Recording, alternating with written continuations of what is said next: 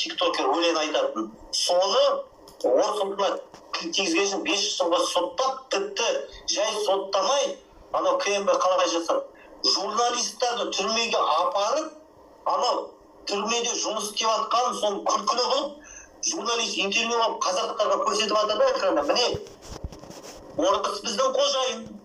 Егер де орысқа тіл тигізсең, міне осындай қораға кіресің, 5 жыл түрмеде отырасың. Ал орыс ұлты қазаққа тіл тигізгенде тек қана экранға шығып айтады, я мен мас болдым, қызбаушылықпен айтып қой. Орысқа заң жоқ. Мынау 174-ші бап разжигание межнациональной розни тек қана қазақ ұлтына арналған, тек қана Қуатқа арналған, тек қана Мейрам Қанапияға арналған, тек қана Мұрат Абдуллаға арналған. Неге олай?